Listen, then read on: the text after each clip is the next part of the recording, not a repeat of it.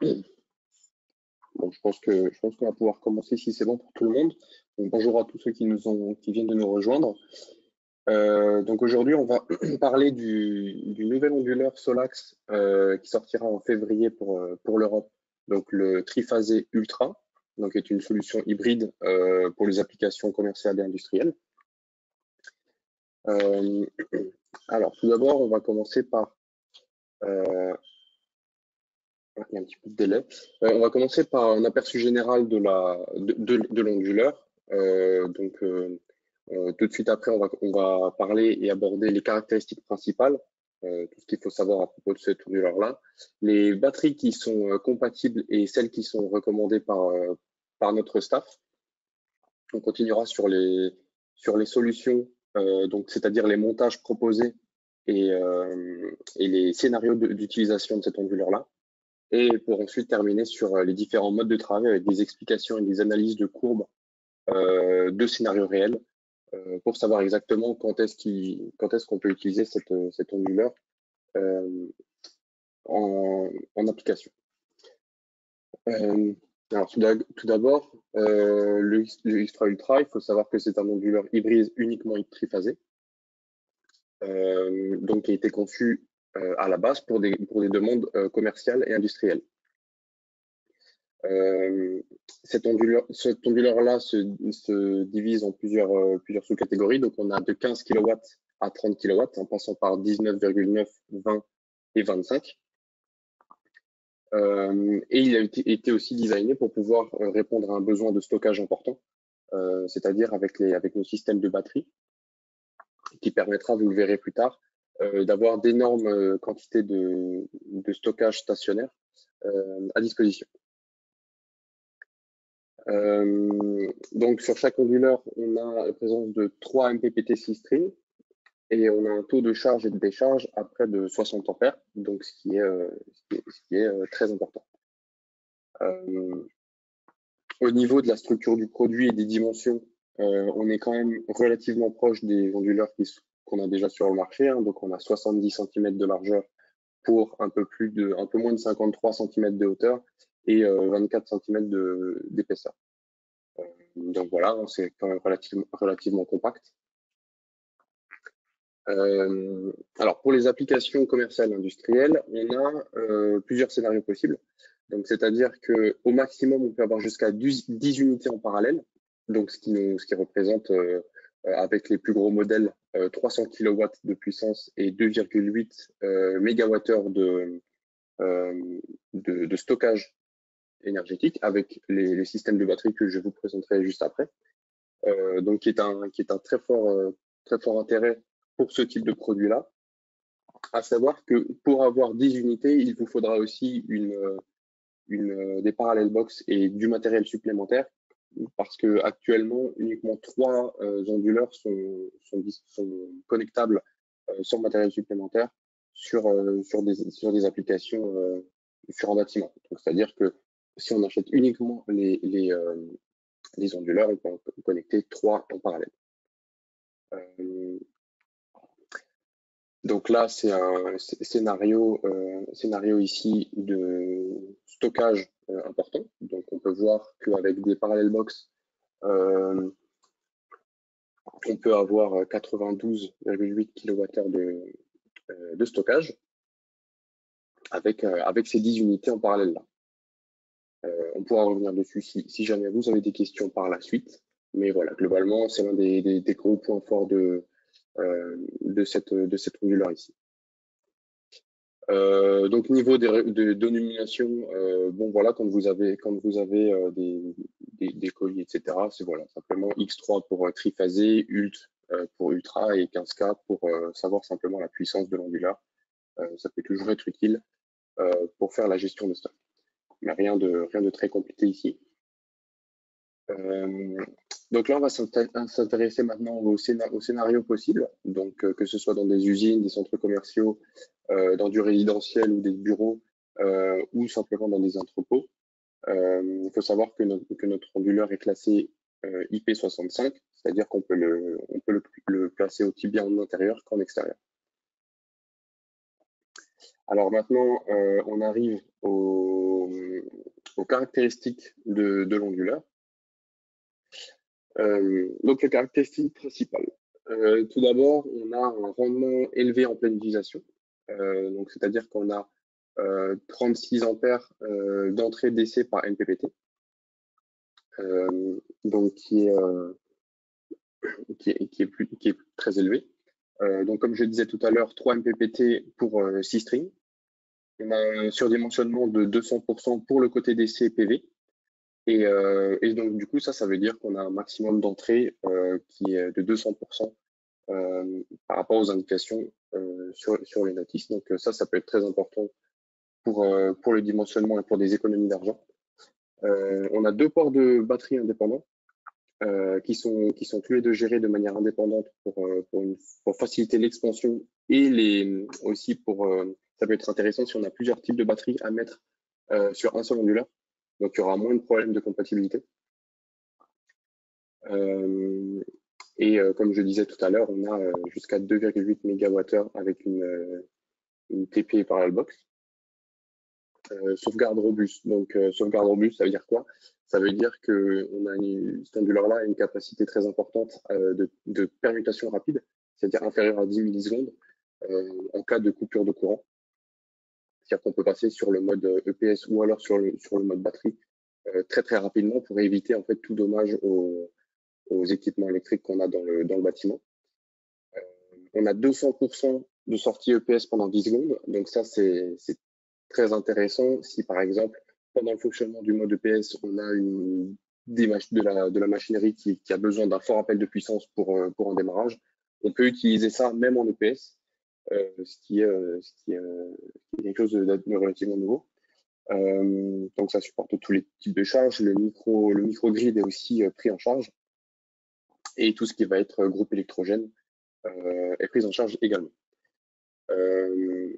On a, pour les économies, on a une sortie 100% asymétrique. Ça veut dire que pour les triphasés, on peut avoir sur une phase zéro d'appel de puissance, donc 0 watts délivré, et 30 kW sur une autre phase.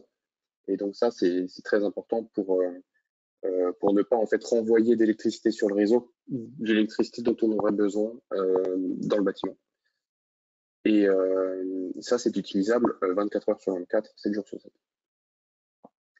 On a aussi de nouveaux produits qui arrivent sur le marché, notamment la scène intelligente et le calendrier intelligent, qui peuvent être gérés par le Data Hub. Donc ça va être tout un système d'énergie management system très intelligent pour optimiser au maximum toutes les rentrées d'énergie, toutes les sorties d'énergie, pour vraiment pouvoir optimiser au maximum votre installation avec une gestion intelligente des charges. Donc là, on a un exemple ici avec des chargeurs de véhicules électriques ou des pompes à chaleur qui sont prises en charge, qui est très très important pour la gestion énergétique de vos bâtiments. Et ensuite, niveau sécurité et fiabilité, on est sur une fiabilité très très élevée, puisqu'on a du AFCI en option et du SPD de type 2 sur les côtés, aussi bien AC que DC. Ensuite, niveau courant d'entrée max, donc ici on a un courant d'entrée max de 36 ampères par MPPT à confirmer, mais je me demande si on n'a même pas des options plus puissantes que ça. Alors ces MPPT là sont compatibles avec la majorité des panneaux photovoltaïques, allant jusqu'à 670 watts ici, donc qui représentent en fait les panneaux les plus puissants qu'on puisse trouver sur le marché. Donc c'est très intéressant aussi pour de la haute puissance. Et donc ça s'adapte en fait vraiment à tous les profils de panneaux et tous les profils de centrales solaires. Comme je disais tout à l'heure, il y a 3 MPPT dans chaque onduleur, hein, donc ça veut dire qu'on augmente les productions d'énergie selon la typologie de vos bâtiments, selon la typologie des ombres portées, etc. Donc ça c'est très très intéressant également.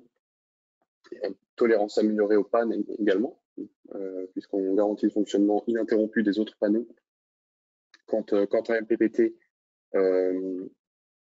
quand ta MPVT est cachée par des ombres ou a un problème sur certains panneaux, etc. Et ça a une meilleure flexibilité puisqu'on s'adapte aux conceptions de systèmes photovoltaïques complexes. Donc, même si on a des installations multidirectionnelles avec des panneaux qui ne sont en fait pas les mêmes, donc on peut prendre des typologies mixtes de panneaux. Encore une fois, je reviens sur ce que je disais tout à l'heure, donc avec 200% d'entrée surdimensionnée PV, ça veut dire quoi? Ça veut dire qu'on peut par exemple faire fonctionner notre sortie donc du load commun, donc c'est-à-dire les machines dans l'usine ou les machines dans l'entrepôt. On peut faire fonctionner ça à puissance normale, donc à 100% de la puissance, plus la puissance normale en stockage de batterie. C'est-à-dire que si on surdimensionne les chaînes de panneaux solaires, ils peuvent fonctionner à 200% de la puissance pour à la fois charger la batterie et à la fois faire fonctionner les équipements dans le bâtiment. Donc ça, c'est très, très intéressant. Ça permet en fait de tout simplement avoir des équipements d'onduleurs moins chers et pour pouvoir quand même ne pas perdre de l'énergie solaire si jamais on a un fort ensoleillement presque inhabituel ou si simplement on a plus de panneaux solaires que prévu. Là, on pourra tous les utiliser. Donc là aussi, nouveauté, port de batterie double. Donc ils sont évolutifs, flexibles et indépendants. Donc là, ici, on a un exemple de comment ça peut fonctionner. Donc on a un premier exemple avec un onduleur ultra qui a 4 batteries, donc T58. Chacune est reliée à un string. Mais on peut aussi le faire fonctionner avec d'autres types de batteries qu'on va voir après, je vais vous présenter ça tout de suite, qui sont en fait stackables, c'est-à-dire qu'on peut les empiler pour moduler plus précisément la capacité de ces batteries-là. Ou alors, on a 2 ports en connexion parallèle. Si jamais il se trouve qu'on a une batterie plus puissante, on peut en brancher une seule, mais du coup, ça ferait une batterie de plus grande capacité. C'est pas encore disponible, mais c'est en développement, donc c'est quelque chose à garder en tête pour certains besoins d'entreprise. Voilà. Donc les nouvelles batteries dont je vais vous parler, donc s'appellent les HVR 3.6. On va y venir bientôt. Voilà, est-ce que je loupe quelque chose sur cette slide? Je ne pense pas. Encore une fois, on pourra revenir si vous avez des questions sur chacune de ces slides. Ensuite, pareil, les sorties asymétriques, j'en ai parlé tout à l'heure. Pourquoi est-ce que c'est intéressant? Là, on a une mise en situation.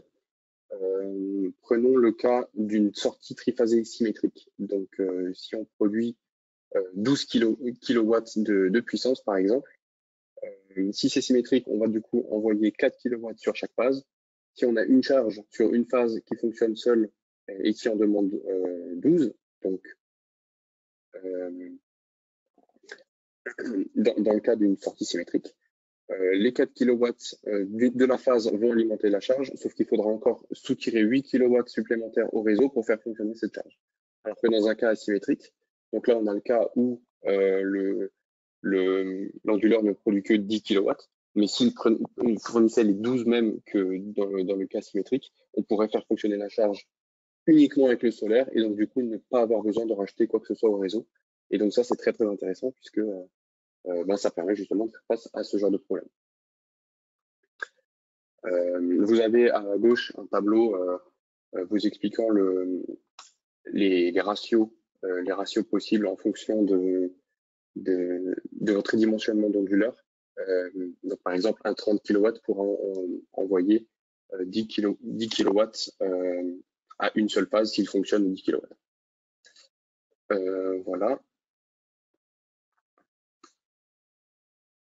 Donc là, pareil, on revient sur la capacité à faire face à un réseau instable, c'est-à-dire avec les temps de commutation qui sont très très faibles. Donc en cas d'orage, en cas de coupure de courant, on a le réseau qui est capable de prendre l'onduleur pardon, qui est capable de prendre le relais du réseau par la batterie ou par alimentation externe en moins de 10 millisecondes. Donc c'est pas suffisant en fait pour faire éteindre les PC ou quoi que ce soit. C'est-à-dire que quelqu'un qui travaille dans des bureaux et qu'une coupure de courant arrive, il pourra même pas voir qu'il y a une coupure du courant tout simplement. Et aussi, comme je disais tout à l'heure, avec les scénarios de surcharge, avec les 200% de surcharge en EPS pendant 10 secondes, ça veut dire que ça peut supporter les appels de charge rapides pour un démarrage de machine. Toujours dans les capacités de commutation, pardon. On a des charges demi-ondes qui sont prises en charge. Donc, c'est-à-dire que quand le courant est coupé et que vous utilisez un dispositif à charge demi-onde, la situation est la suivante. Donc, avec toutes les charges demi-ondes sont supportées, sans tout ce qui. Enfin, vous voyez que là, l'image là, on est plongé dans le noir, c'est-à-dire que les lumières, par exemple, sont été coupées. Alors, je parle de demi-onde, qu'est-ce que c'est? C'est certains appareils ménagers qui peuvent être utilisés. Certains appareils ménagers utilisent des demi-ondes. Donc, on a par exemple les sèche-cheveux, les ventilateurs électriques, donc tout ce qui est assez petit, qui ne demande pas un fort appel de puissance. Donc au final, notre onduleur couvre tous les types de charges. Donc c'est-à-dire charge inductive, charge de surtension, charge demi-onde et toutes les autres.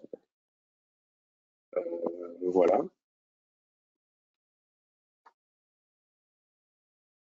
Alors, on a aussi un fonctionnement disponible en microgrid. Microgrid, tout simplement, ça veut dire que si on a déjà des onduleurs qu'on appelle on-grid, c'est-à-dire qui ne sont pas des onduleurs hybrides, qui ne supportent pas des batteries, on peut faire fonctionner ça en microgrid. Donc, comme vous le savez probablement, nos onduleurs on-grid actuellement, si jamais il n'y a pas de production PV ou qu'il n'y a pas d'appel réseau, l'onduleur se met en arrêt puisqu'il n'a plus aucune source d'énergie. Donc forcément, comme tout appareil électrique, il s'arrête. Ce qui n'est pas le cas en microgrid, c'est-à-dire qu'en fait, l'alimentation de cet onduleur-là va être supportée par l'alimentation de notre onduleur hybride ultra. C'est-à-dire que les deux onduleurs vont pouvoir fonctionner en permanence ensemble. Donc c'est ce qu'on appelle le microgrid. Et pour en fait pallier à tout ce qui va être problème de déconnexion de l'onduleur réseau. Ce qui est très intéressant pour nos applications. Voilà. En connectant l'onduleur de chaîne au port EPS de l'onduleur hybride, ce dernier peut utiliser l'énergie photovoltaïque ou la batterie pour activer l'onduleur de chaîne en cas de coupure de l'alimentation électrique. Voilà.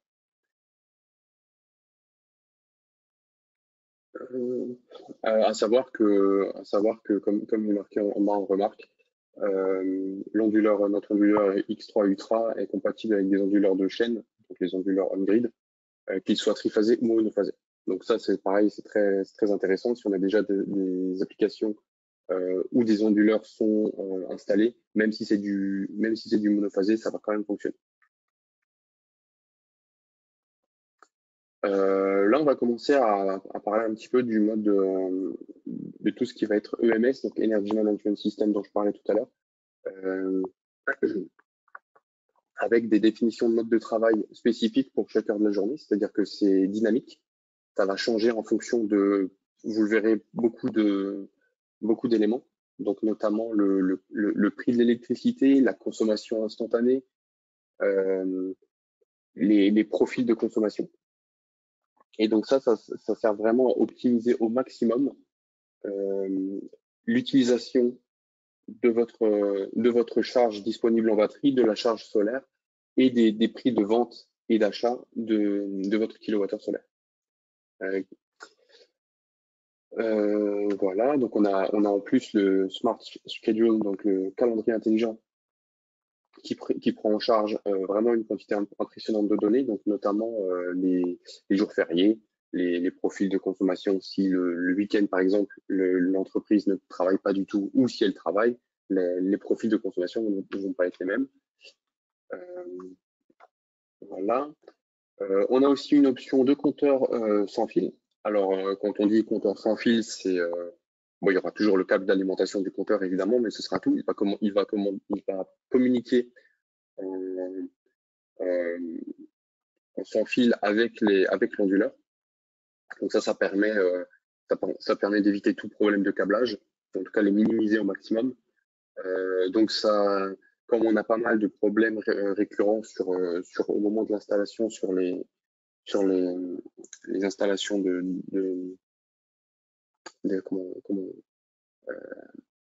dispositifs de mesure. Donc ça permet de rendre l'installation plus facile et plus rapide.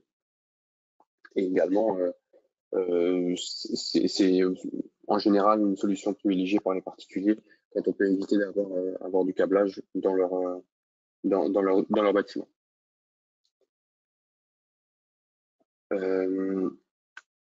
Alors, on va revenir un peu plus en détail sur la gestion intelligente des charges et des calendriers intelligents.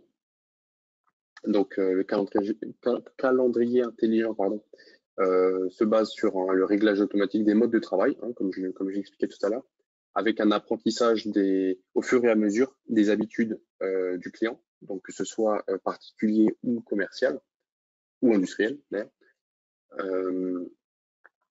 Et la gestion intelligente des charges permet de gérer directement des appareils comme les charges de voiture à travers des chargeurs de véhicules électriques sans dispositif supplémentaire, et même de contrôler tout ce qui va être pompe à chaleur avec notre boîtier adaptateur. Donc tout ça sera disponible avec en tandem avec le Data Hub 1000.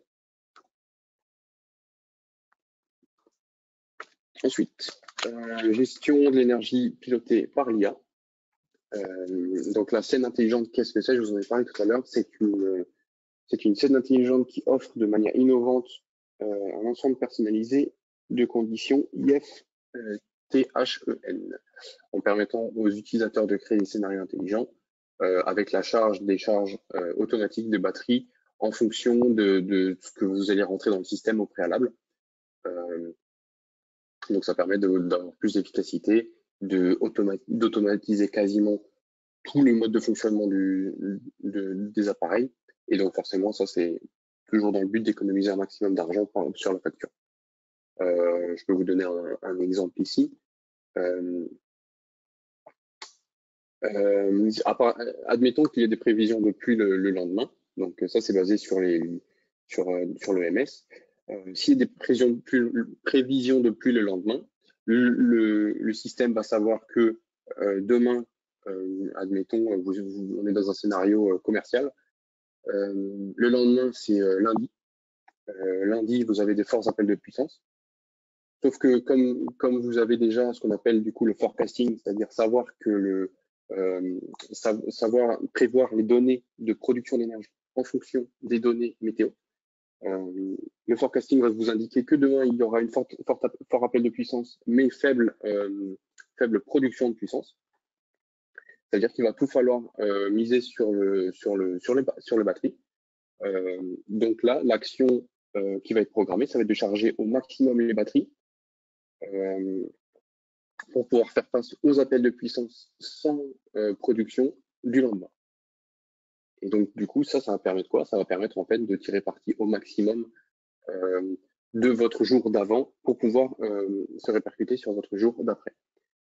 Si c'est l'inverse, si on sait qu'il y aura encore un beau jour demain et que d'après le forecasting, ça suffira à combler l'appel de puissance, ce que va faire le système, c'est qu'il va préférer emmagasiner de l'énergie dans la batterie pour le revendre au moment où ce sera le plus cher, en sachant qu'il va garder uniquement la batterie nécessaire pour pouvoir faire face aux appels de puissance du lendemain. Et donc tout ça, c'est pour pouvoir optimiser au maximum les économies d'argent et les rentrées d'argent.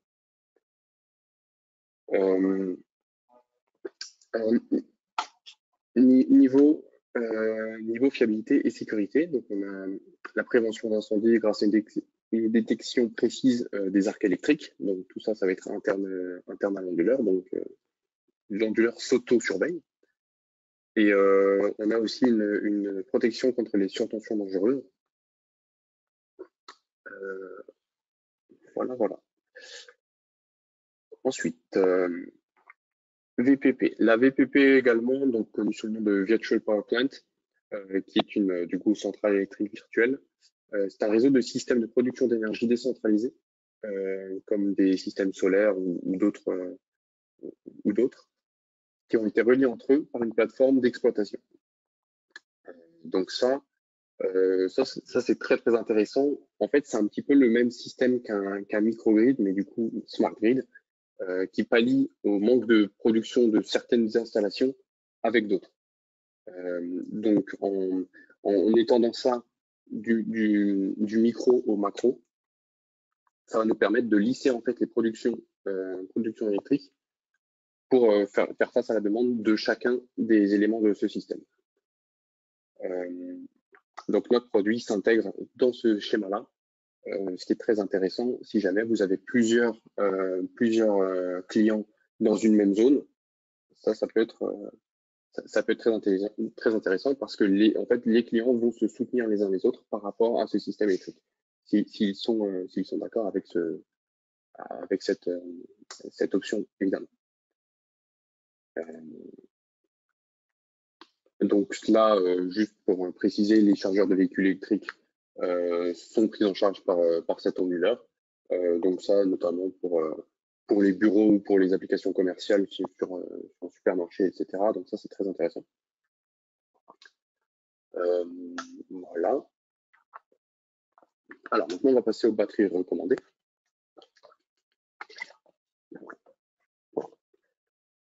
Alors, on a plusieurs batteries compatibles actuellement. Donc, on a les HVS 2,5, les 3,6 HVR 2,5 et T58. Pardon, HV 2,5, 3,6, HVR 2,5, 3,6 et les T58 que vous connaissez déjà. Pour les deux premiers types de batteries, on a jusqu'à 6 groupes de batteries qui peuvent être mis en parallèle, et ce qui permet une configuration de 78 modules avec une TP Box. Donc ça, c'est les batteries que vous pouvez voir sur les images du dessus en haut à droite. Donc en fait, il s'agit de petits modules que vous pouvez empiler pour pouvoir augmenter la puissance totale de votre batterie. Très intéressant du coup pour avoir du stockage de masse. On a également les T58 qui sont compatibles et qui peuvent être étendus jusqu'à 16 modules avec une BMS Parallel Box G2. Donc alors qu'est-ce que c'est exactement les HVS 2,5 et 3,6? Donc la 2,5, donc c'est une batterie qui va de 10 à 195 kWh de charge, donc c'est-à-dire qu'on a environ 10 kW par petit module, et les 3,6, ça va de 14,4 à 280 kWh. Très intéressant. Donc voilà, et comme je disais, hein, selon le nombre de modules que vous voulez installer dans votre système, vous pouvez moduler très facilement. On a également ces batteries-là qui sont moins utilisées en Europe, mais c'est juste à titre d'information, qui vont du coup de 5 à 195 kWh, donc les T-BAT HR25 et les T-BAT HR36 qui vont de 7,2 à 280 kWh. En termes de les batteries que nous recommandons, bon, du coup, comme je le disais tout à l'heure, vous devez sans doute connaître les Triple Power T58 qui vont de 11,6 à 92,8 kWh de charge. Donc, le système peut prendre en charge 2 à 8 modules par port de batterie, ce qui représente une capacité maximale du coup de nos 92,8 kWh avec une PMS Parallel Box G2. Ensuite, on arrive au cloud. Alors, niveau cloud, évidemment, ce sera le même cloud qui va être utilisé que pour les autres onduleurs, avec l'interface intuitive, la surveillance de la consommation à distance. On a aussi les nouvelles clés qui sont capables de s'actualiser toutes les 10 secondes avec une actualisation des données temps réel. Notification paramétrable et automatique. Et ces applications-là sont disponibles sur le Google Play et l'Apple Store si vous les voulez sur tablette ou smartphone. Donc globalement, à retenir, c'est qu'on a de fortes économies d'énergie et d'électricité qui sont possibles avec, toutes les capacités intrinsèques à l'onduleur, donc les 200% d'entrée PV par exemple. On a également des économies faites au niveau de la gestion intelligente de l'énergie. On a un système très sécuritaire avec toutes les solutions apportées pour la stabilité du réseau et pour tout ce qui va être par exemple générateurs auxiliaires qui sont supportés. Une énorme capacité de charge batterie, de l'apprentissage intelligent avec des intelligences artificielles et tout ce qui va être brevetage de sécurité, donc pour tout simplement rentrer dans les normes de conformité de chaque pays d'Europe, donc la France. Ensuite, solution du système. Donc là, quelques mises en situation. Donc le résidentiel. Donc comme je disais tout à l'heure, les charges partielles et la sauvegarde de l'ensemble de la maison, avec ou sans Parallelbox, en réseau, avec générateur, ou alors en format zéro réinjection sur le réseau. Donc là, charge partielle, pardon. Schéma classique, c'est-à-dire on a une entrée grid, un seul onduleur avec deux slots utilisés par les batteries, avec ici le common node qui est utilisé de manière générale, et en cas de coupure de courant, le PS load qui va pouvoir être continuellement approvisionné. Charge totale, c'est-à-dire que là, on a l'intégralité qui est chargée sur le port EPS, donc qui va être tout le temps,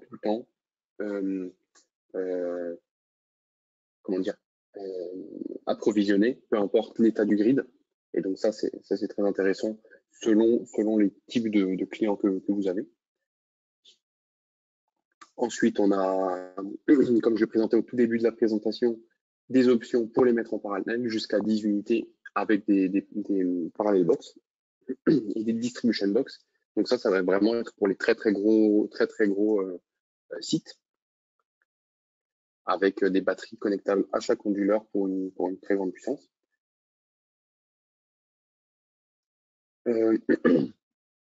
Ici, on a la solution uniquement hors réseau, c'est-à-dire quand on n'a pas accès au grid, avec générateur. C'est aussi possible sans, mais certaines installations préfèrent avoir des générateurs, donc voilà, c'est aussi une possibilité de notre système. On a également avec ATS Box, c'est-à-dire générateur et grid. Donc simplement, l'ATS Box va switcher vers la source, la première source d'électricité qu'elle va pouvoir capter, donc que ce soit le grid ou le générateur en fonction de l'état du système. Micro-réseau, comme je disais tout à l'heure, hein, j'ai un petit peu expliqué comment fonctionnait le micro-grid. Donc voilà, rien de nouveau ici. Et on a également le format zéro réinjection totale, avec différents types d'onduleurs, parce que là on peut voir qu'il n'y a pas uniquement des ultras sur cette slide là, on a également des forces ou des mégas. Donc ça c'est très intéressant quand le consommateur ne veut pas ou il n'a pas le droit de réinjecter de l'électricité sur le réseau. Alors je vois qu'il y a des questions dans le chat. On va y revenir juste à la fin. J'ai bientôt terminé. Si ça vous dérange pas. Donc là on termine sur les modes de travail. Alors on a différents scénarios, donc sur réseau ou hors réseau. Donc le premier mode de travail, c'est le mode d'auto-utilisation ou self-use, si vous l'avez déjà probablement vu sur les onduleurs sur l'axe actuel. Donc dans les régions où les subventions de rachat sont peu élevées et les prix de l'électricité sont élevés, ça veut dire que la priorité va être La charge va d'abord essayer d'aller dans la batterie en cas de non-besoin du consommateur. D'abord batterie, et ensuite, une fois que la batterie est pleine et qu'il n'y a pas de besoin dans le bâtiment, alors là seulement, on va revendre sur le réseau.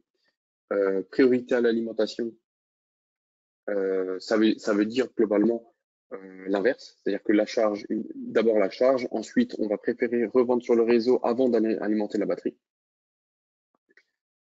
Mode de sauvegarde, c'est globalement la même chose que mode d'auto-utilisation, à la différence, je vais vous le montrer après, qu'on va toujours garder un minimum d'état de batterie, de charge de batterie, pour pouvoir faire face à une éventuelle coupure de courant.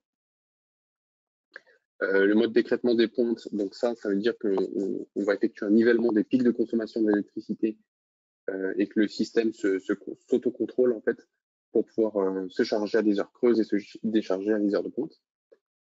Manuel, donc ça c'est principalement utilisé pour le service après-vente, pour effectuer des tests à distance si jamais il y a un produit défectueux ou simplement modifier les paramétrages. Et ensuite, temps d'utilisation, donc là, c'est l'utilisateur qui a la main qui peut définir des modes de travail spécifiques en fonction des plages horaires.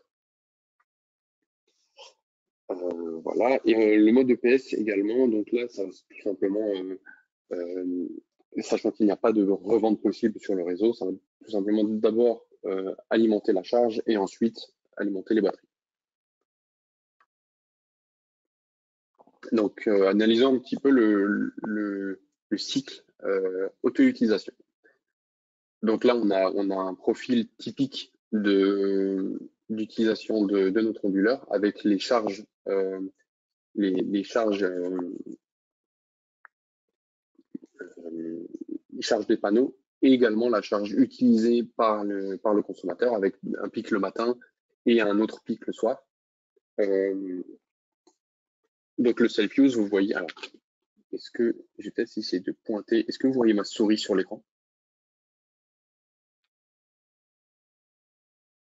Je ne crois pas. Alors, on a au début de la journée, on voit que le réseau charge un petit peu charge la batterie. Donc, on commence la journée à minuit avec une seule barre sur, il y en a 6, 5. Donc, un faible niveau de batterie. On va commencer à charger la batterie parce qu'on saura que plus tard, il va y avoir un appel de puissance avant d'avoir pu charger les batteries en solaire. Donc, on charge un petit peu la batterie aux heures creuses. Ensuite, quand le système estimera qu'il y aura assez de batterie dans la batterie pour pouvoir faire face à l'appel de puissance du matin, on se met en stand-by. On décharge la batterie pour quand le moment est venu le matin. Ensuite, sachant que la demande va un petit peu descendre, on va charger la batterie à l'aide des entrées PV. Le surplus PV va être revendu sur le réseau. Et ensuite, schéma inverse le soir, on va décharger la batterie puisqu'il n'y a plus d'entrée PV. On décharge la batterie jusqu'à la vider totalement. Ou jusqu'au niveau, en général, jusqu'à 10% de charge. Donc ça, c'est le premier mode le plus commun, self-use. On passe ensuite à la priorité à l'alimentation. Donc là, la seule différence, c'est que vous voyez au milieu de la journée, la batterie reste en stand-by quasiment tout le temps, puisqu'on l'a chargée le matin complètement. On l'a un tout petit peu déchargée le matin avec l'appel de puissance du matin. Sauf que là, dans la journée, on ne va pas la charger, on va plutôt préférer la vendre. Et même schéma d'utilisation de batterie le soir. Puisqu'on est dans les heures pleines, donc on préférera ne pas racheter et vider la batterie.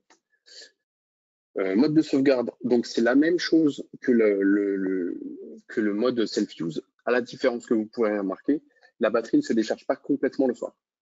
Donc on va toujours garder une plus grande partie de la batterie disponible en cas de coupure de courant la nuit, ou là c'est plutôt la nuit, pour pouvoir faire fonctionner tout de même nos équipements en cas de besoin.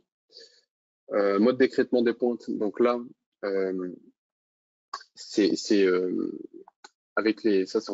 plutôt en cas de forte utilisation de puissance, donc notamment dans des usines ou des choses comme ça. on pourra voir qu'on fait ici sur le schéma global de la journée, 2 périodes de peak shaving, donc en B et D, où on voit qu'on va en fait décharger la batterie au moment où il y a des forts appels de puissance, alors qu'il y a aussi du load PV, c'est-à-dire qu'on produit en PV. Et donc ça va permettre en fait d'économiser beaucoup d'argent quand euh, quand l'électricité est chère sur le réseau. Voilà. Bon, travail manuel, je pense que c'est assez clair, hein, charge forcée, décharge forcée ou arrêt total de l'utilisation de la batterie. On va passer plus de temps là-dessus. Et le time of use,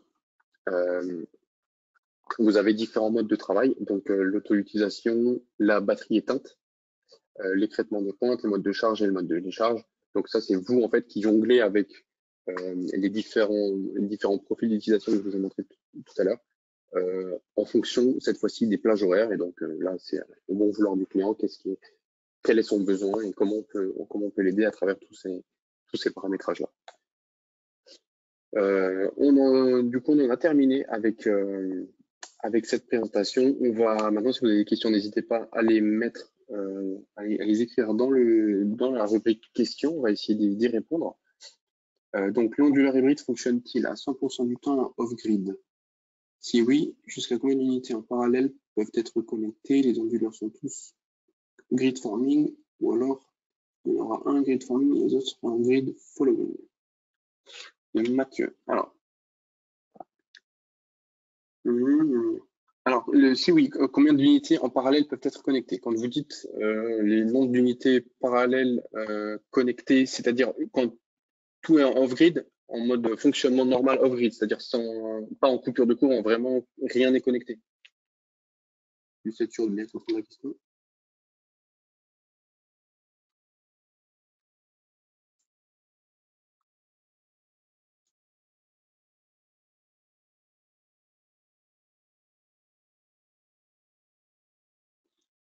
Donc oui, l'hybride fonctionne, alors à ma connaissance, l'onduleur hybride peut fonctionner à 100% du temps off-grid. Combien d'unités en parallèle peuvent être connectées? Alors, il me semble que toutes les unités, donc le nombre d'unités en parallèle connectables ne change pas, en fait, selon qu'ils soient connectés au grid ou pas. C'est-à-dire que techniquement, avec le bon matériel, vous pouvez en connecter 300 sans parallel box et 10 avec parallel box. Les onduleurs sont tous grid forming, ou alors il y aura un grid forming et les autres grid following. Alors, il me semble, à confirmer peut-être avec mes collègues ici présents, il me semble qu'ils seront tous en mode parallèle grid forming, puisqu'en fait il s'agit techniquement des mêmes puissances et donc des mêmes onduleurs. Ils peuvent fonctionner pas besoin de master slave si vous voulez. Donc tous grid forming. Il y a un relais par l'ordinateur du neutre en cas de fonctionnement. Est-ce que j'ai toute la question? Alors, fonctionnement EPS.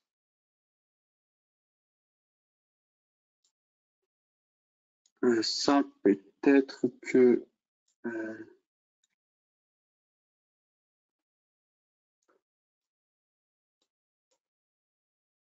je n'ai pas la réponse, mais mon collègue ici devrait avoir la réponse, je pense.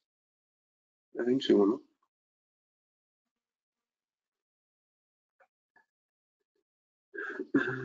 Is the inverter doing the perfect zero net metering? Because with your other product, it does not.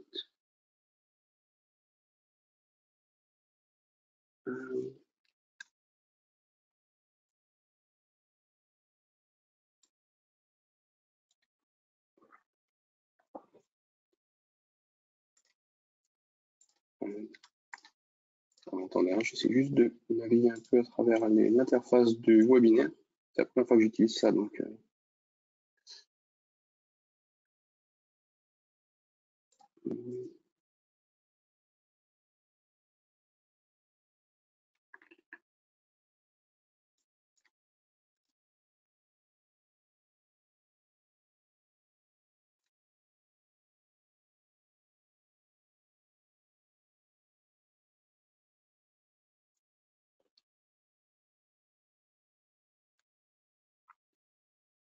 Quentin, do you know if the inverter is doing perfect zero net metering?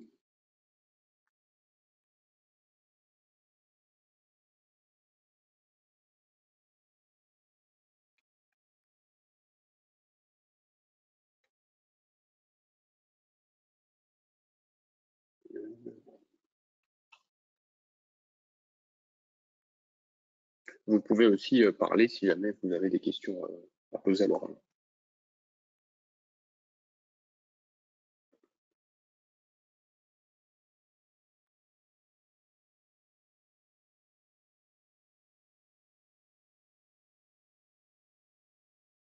Rejette mise à la terre de fond du neutre en cas de fonctionnement EPS. Pour moi, oui. Pour moi, oui. Après, je n'ai jamais encore installé ce modèle-là. Il sera disponible en février. À reconfirmer.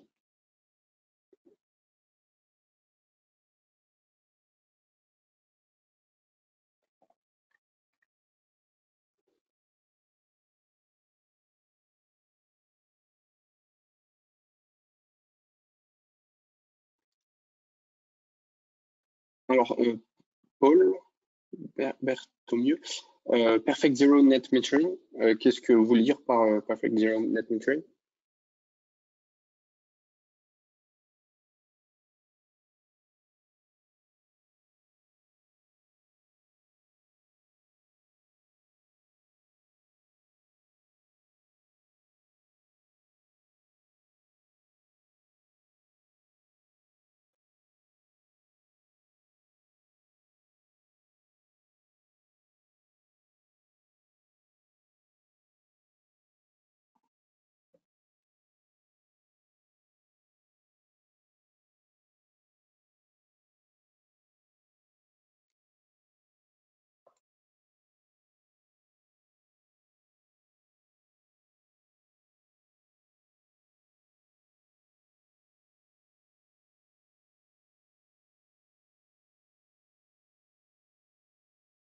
Okay, no worries. You can just keep your question.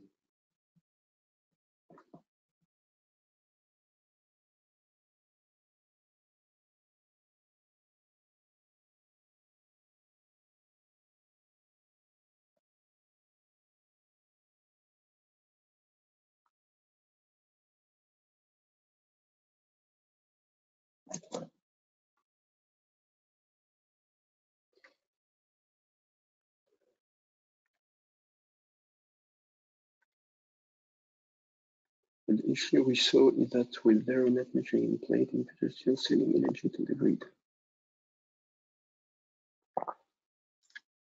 And meter stops. And meter stops. Okay, we had the bias. Usually we can use the bias option.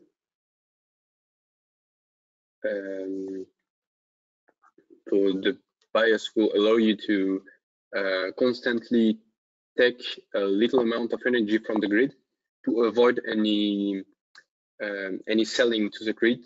Like, for example, if you have a sudden drop in the energy use, with the bias, you can avoid any mistakenly sold energy on the grid.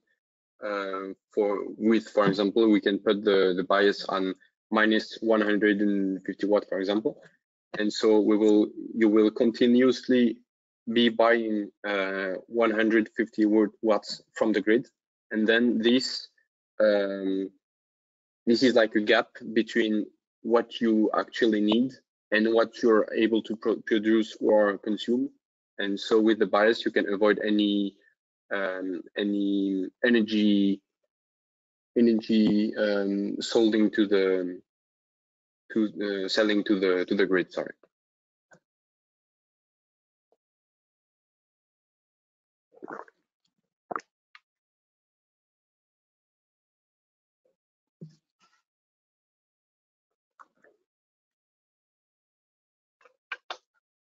No worries. But if you have any issue with the zero reinjection, you can come up to us and we'll try to fix your problem. Especially if you have 1 or 2 cases, might be an error on inverter or the grid in general. So we can try to fix your problems.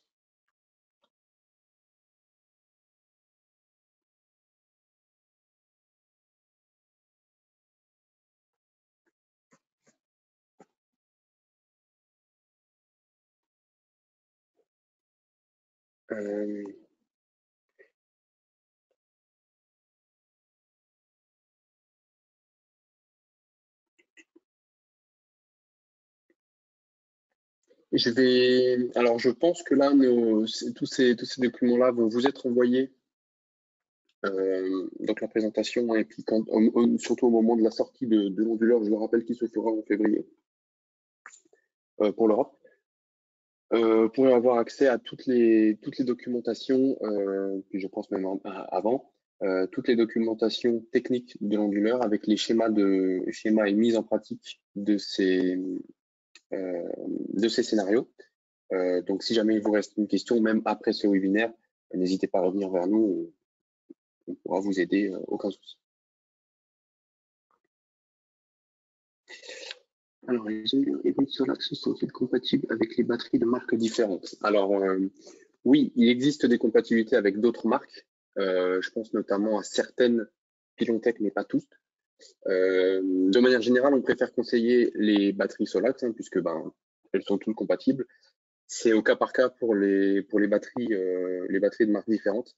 Donc, ce qu'on conseille, c'est de venir vers nous si jamais vous avez, par exemple, un client qui a déjà des batteries d'une marque différente chez eux.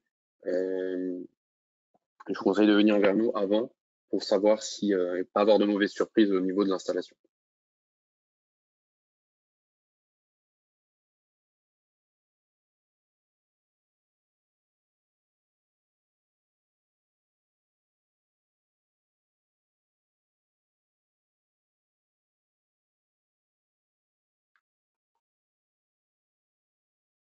Voilà. Est-ce que d'autres questions restent en suspens?